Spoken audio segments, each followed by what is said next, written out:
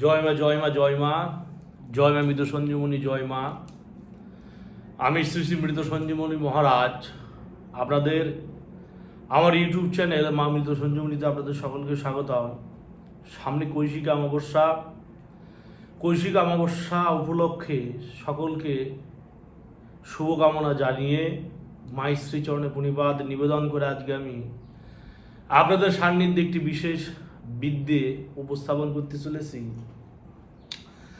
সেটি হচ্ছে কৈশিক অমাবস্যা স্পেশাল। মানে কৈশিক অমাবস্যায় যেগুলো কর্ম করা যাবে সেগুলো কর্মে আমি দেব। আপনারা যেখানে যে অবস্থায় থাকেন বা যে অবস্থায় আছেন সেখান থেকে এই বিদ্যেতে প্রয়োগ করতে পারলে অবশ্যই আপনারা সকলের মনোরথ পূর্ণ হইবে।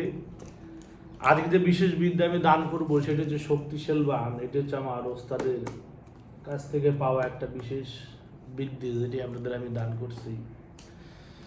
ওস্তাদের কাছে বসে মন্ত্রটি লেখা।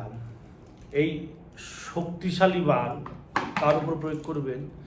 শত্রু যখন চরম পর্যায়ে পৌঁছাবে, সেই শত্রুকে কোনো মতে যখন দামানো যাবে না, শত্রুকে কোনো মতে ঠান্ডা করা যাবে না, সেক্ষেত্রে আপনি এই বিদ্যা দিয়ে প্রয়োগ করতে পারবেন শত্রুর উপর। এই বিদ্যা প্রয়োগ করতে পারলে সেই শত্রু অস্থিরে ধ্বংস হবে, শেষ হবে। পরিশেষে যদি সঠিক তদবির শত্রু না পায় তবে শত্রু মৃত্যুবরণ পর্যন্ত শত্রুর হবে। অর্থাৎ এই বিদ্যা প্রচণ্ড শক্তিশালী, প্রচণ্ড কাজের, প্রচণ্ড প্রভাবশালী বিদ্যে। যে সকল তান্ত্রিক দিগ আছেন, যে সকল তান্ত্রিকগণ আছেন, তাদের জন্য এইসব বিদ্যে কিন্তু বিরাট কার্যকর, মানে বিরাট কাজের তাদের জন্য এইসব বিদ্যে। আচ্ছা, এই বিদ্যে কী করে প্রয়োগ করবেন এবং শত্রু কী করে ধ্বংস করবেন এই বিদ্যে দিয়ে, সেই বিষয়ে ব্যাপার নিয়ে আজকে আমি এই আলোচনা করছি। এই উপস্থাপনে মনোযোগ সহকারে শুনুন। শত্রুকে শেষ করতে গেলে বা শত্রুকে পরাস্ত করতে গেলে, শত্রুকে নিধন করতে গেলে বিশেষ বিদ্যে আপনার প্রভূত পরিমাণ কাজে লাগবে। বলছে যে এই বিদ্যে প্রয়োগ করতে গেলে কি করতে হবে? অমাবস্যার রাতে আপনার কাজ করতে হবে শ্মশানে বসে। বলছে অমাবস্যার রাতে শ্মশানে বসে একটি বিশেষ মন্ত্র আছে, গুরু প্রদত্ত মন্ত্র। সেই মন্ত্রটি আপনার প্রথমত 108 বার পাঠ করে মন্ত্র শোধন করে নিতে হবে, অর্থাৎ জাগিয়ে নিতে হবে। এবং এই কার্যটি আপনাকে করতে হবে অমাবস্যার দিন। শ্মশানে যাবেন, শ্মশানে দেখবেন সব যাত্রীরা যেমন ডেড বডি নিয়ে আসে। ডেড বডি নিয়ে আসার সময় ডেড বডিকে যে সুতো দিয়ে বা যে পাঁচ দিয়ে বাঁধা থাকে সেটিকে বলে মরার সুতা। মানে যে সুতো দিয়ে মরাকে বাঁধা থাকে, মানে মরার ডেড বডি চ্যাংদোলাই করে নিয়ে আসা হচ্ছে 4 জন ঘাড়ে করে। তখন সে মরাকে বাঁধার জন্য সুতো দিয়ে সে মরাকে বাঁধে, যাতে মরাটা যাতে নরণচরণ না করে। বা হচ্ছে মরার খাটিয়া, যেটাকে বলে খাটিয়া বাঁধা হয়েছে সুতো দিয়ে, এমন সুতো আপনার সংগ্রহ করতে হবে। এবং মরা শুয়ে আছে তার মাথা যে বাসে আছে দেখতে হবে, মরা শুয়ে আছে তার মাথাটা কোন বাসে হচ্ছে, সে বাসটি সংগ্রহ করতে হবে। তাহলে সেই মরার মাথার বাঁশ এবং মরা বাঁধার সুতো দিয়ে আপনার শ্মশানে বসে একটি ধনুক প্রস্তুত করতে হবে, ধনুক নির্মাণ করতে হবে। ধনুক নির্মাণ করলেন, করার পর শনিবার অর্থাৎ অমাবস্যার দিন এই ধনুক প্রস্তুত করে নিলেন। তারপরে শনিবার মরার মাটি অর্থাৎ দেখবেন যেখানে সমাধিস্থ করা হয়েছে কোনো অপঘাতে মৃত কোনো নারী বা পুরুষকে, সে অপঘাতে মারা গেছে যে কোনোভাবে, তাকে সমাধিস্থ করা হয়েছে, এমন সমাধি থেকে আপনার মাটি সংগ্রহ করতে হবে।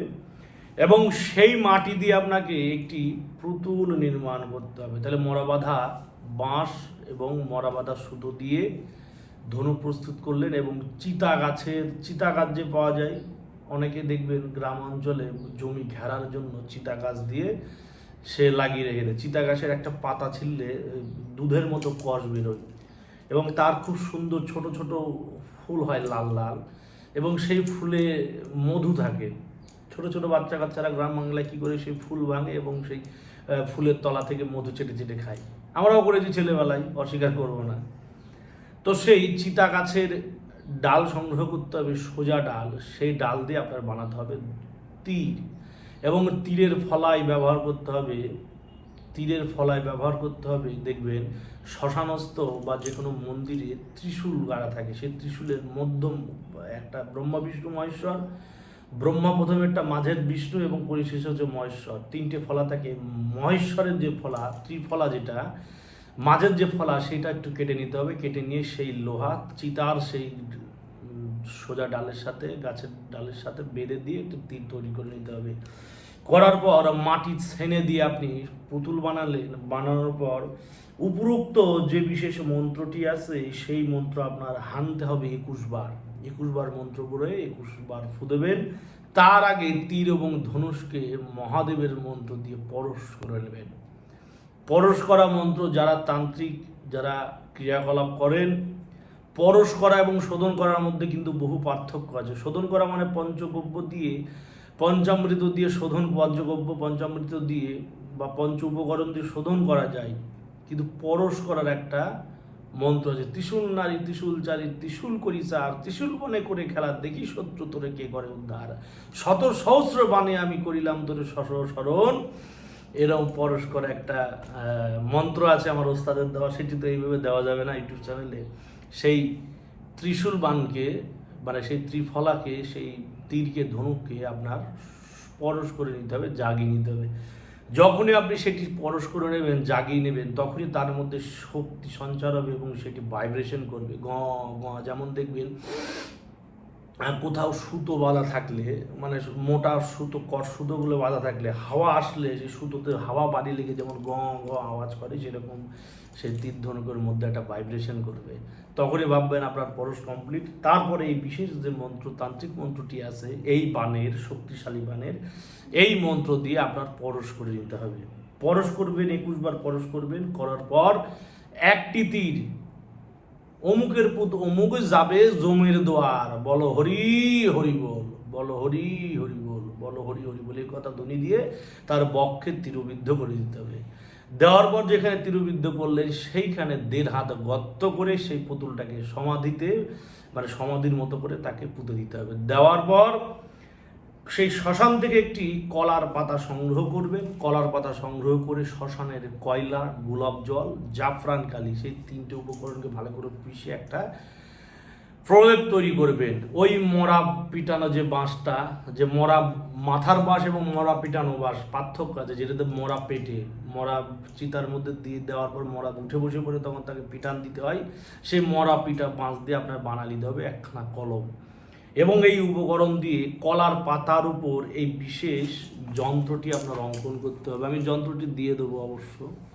এই হচ্ছে একটি তান্ত্রিক নকশা। আমি গুস্তাদ যেভাবে বলেছি, ইন্ডিকেট করেছি, সেইভাবে আমি করেছি, কিন্তু মেন নকশাটা বাবা হচ্ছে এই চারিফলা যে নকশাটা, এটা হচ্ছে মেন নকশা। এইটি হচ্ছে গিয়ে সে একটা বিশেষ প্রতিকৃতি, এখানেও বিশেষ মন্ত্র দেওয়া আছে, বিশেষ হরফ দেওয়া আছে। এই নকশাটি আপনার অঙ্কন করে দিতে হবে যেমন তেমন করে, কিন্তু যাতে ভেতরের এই লেখাগুলো যাতে ঠিক থাকে। মানে এই যন্ত্রটিকে যেমন সমান করে একটা এঁকে নিলেন, আঁকার পরে এই যে উপরে যে লেখাগুলো আছে, এই লেখাগুলো যাতে ঠিক থাকে এবং যন্ত্রটি ঠিক থাকে। লেখার পর এই যন্ত্রর নিচে শত্রুর নাম এবং শত্রুর বাবা নাম দেবেন। দেওয়ার পর সেই কলা পাতা শোধন করে সেটি শত্রুর চলাচল পথে পুঁতে দেবেন। দেখবেন কাজ। এবং যারা হচ্ছে শত্রুর চলাচল পথে পুঁততে পারবে না, শত্রুর বাড়ি অনেক দূরে, তারা কি করবেন, যুগ্ম যে কবর হয়, মানে যুগ্ম সমাধি, এখানে একটা সমাধি, এখানে একটা সমাধি, মাঝে যে সামান্য গ্যাপ আছে, এই যুগ্ম সমাধির মধ্যে গেড়ে দেবেন, দূরের কাজ হয়ে যাবে। একটা চালান দেওয়া বিশেষ মন্ত্র আছে, চালান চালান চালান ছাড়িলাম আমি অমুকের পুত অমুকের গায়ে, অমুকের পুত অমুকের শরীর জলে, হাত জলে, পাও জলে, কলিজা জলে, মগজ বাটে, নারী ভুড়ি কাটে, দোহাই ব্রহ্মশৈল গুরুর দোহাই, দোহাই ওস্তাদের দোহাই, অমুকের পুত অমুক যাবে জমের দোয়ার, অমুকের পুত অমুক যাবে যোজকের ঘর, দোহাই গুরু ওস্তাদের দোহাই, মা কালী কাঁচা কালীর দোহাই, এই বলে চালান দিতে লাগে। এগুলো কিন্তু আমার ঠোঁটগ্রস্ত সব মুখস্থ, তাই সেই ক্ষেত্রে বলে দিচ্ছি, যারা যারা আপনারা যে লিখতে চান লিখে নিতে পারবেন। এইভাবে চালান দেওয়ার পর এই মন্ত্র 7 বার করে চালান দিয়ে, এই 3টা তুলি দিয়ে, শাহাদাত আঙুল দিয়ে 3টা ঠুকা দিয়ে সেটা যুগ্ম সমাধিতে গেড়ে দেবেন দূরের কাজ থাকলে, এবং কাছের কাজ থাকলে আপনি কি করবেন, সেই শত্রুর চলাচল পথে পুঁতে দেবেন। দেখবেন খেল অমাবস্যার দিন কাজ করবেন। অমাবস্যার দিন কাজ করার পর পরের দিন সকাল বা প্রাতঃ হতে দেখবেন শত্রু শয্যাশায়ী হয়ে যাবে, শত্রু বিছানাগত হয়ে যাবে এবং শত্রুর অবস্থা কঠিন থেকে কঠিনতম নিকৃষ্ট অবস্থা হয়ে যাবে। শত্রুকে আর শত্রুর জ্বালা থাকবে না, যন্ত্রণা থাকবে না, শত্রু একেবারে ধ্বংস প্রায় হয়ে যাবে, শত্রু শেষ হয়ে যাবে। পরীক্ষিত জিনিস, আমি কাজ করেছি, ওস্তাদকে কাজ করতে দেখেছি। কি পদ্ধতি দিলাম, যে পদ্ধতি দিলাম সম্পূর্ণ গুহ্য পদ্ধতি, ওস্তাদের কাছে শোনা, এই ধরনের খাতায় আমার এই সব নিয়ম সব নোট ডাউন করা আছে। আপনাদের যদি দেখায় একটু রাফ খাতা তো আপনারা পড়তে পারবেন না, আমার লেখা খুব হিজিগিজি লেখা। তাই সেই ক্ষেত্রে সেখান থেকে আমি শোধন করে মানে সেই লেখাগুলোকে ভালো করে পরিষ্কার করে ছোট ছোট গুরুদেব মন্ত্র দেয় হচ্ছে মানে যেমন টাইপের মতো, এই কাজ করবে, শ্মশানে যেতে হবে, কলা পাতা লাগবে, এই দিয়েই করতে হবে, এইটুকু শর্টে বলে দিল। এ সম্পূর্ণ মুখে এবার যদি সম্পূর্ণ লেখা দেয় যায়, গুরু যা বলে একটা মন্ত্রে একটা খাতা ভরে যাবে, যেভাবে যে পদ্ধতিতে গুরুদেব বলে। তো আমরা শর্টে লিখে রাখি, সেইটাকে ছোট ছোট ছোট ছোট করে লিখে রাখা হয় সাংকেতিক চিহ্ন হিসেবে বোঝার জন্য, তারপরে সেটা পরিশুদ্ধ করে আমাদের কাজ করতে। যাই হোক, যে বিদ্যে দিলাম খুব প্রভাবশালী কাজের বিদ্যে প্রয়োগ করবেন, শতাধিক ফলের কামনা বা বাসনা করতে পারে। সামনে কৌশিক অমাবস্যা, যারা যারা এই কৌশিক অমাবস্যা উপলক্ষে এই বিশেষ শত্রু নিধনকারী বিদ্যেতে কাজ করবেন তারা সকলেই এই ক্রিয়াতে জয়যুক্ত হবেন। যেহেতু কৌশিক অমাবস্যা মা তারার একটা বিশেষ একটা প্রভাব দেখা যায় কৌশিক অমাবস্যাতে। কৌশিক অমাবস্যার বামাচরণ মা তারাকে পেয়েছিলেন, তাই সেই ক্ষেত্রে এই অমাবস্যাটাকে বিশেষ উৎকৃষ্ট অমাবস্যা হিসেবে গণ্য করা হয়। আমাদের হচ্ছে গিয়ে পশ্চিমবঙ্গের রামপুরহাট নামক একটি জায়গা আছে যেখানে মা তারার আস্থানা সেখানে আছে, তারাপীঠ আশ্রম আছে, তারাপীঠ শ্মশান আছে। সেখানে আমাদের ভারতবর্ষ তথা ভারতবর্ষের বাইরে থেকে বহু তান্ত্রিক দিগও এই সময় তারা শক্তি সঞ্চয়ের জন্য এবং নানান ক্রিয়াকলাপের জন্য আসেন। যারা আসতে পারবেন তারাপীঠে, তারা যে কোনো উপযুক্ত তান্ত্রিক দিয়ে এই বিদ্যা যদি কাজ করে নিতে পারেন, বা কেউ যদি চান আপনি নিজে প্রয়োগ করতে চান তাহলে নিজে প্রয়োগ করতে পারবেন, কিন্তু আপনাকে তন্ত্র মতে দীক্ষিত হওয়া অবশ্যই প্রয়োজন। তৎপরই আপনি এই বিদ্যাতে কাজ করতে পারেন। করে দেখুন, খুব সুন্দর ফল পাবেন, খুব সুন্দর রেজাল্ট পাবেন। জয় মা, জয় মৃত সঞ্জীবনী, জগতের মঙ্গল করো মা, জয় মা।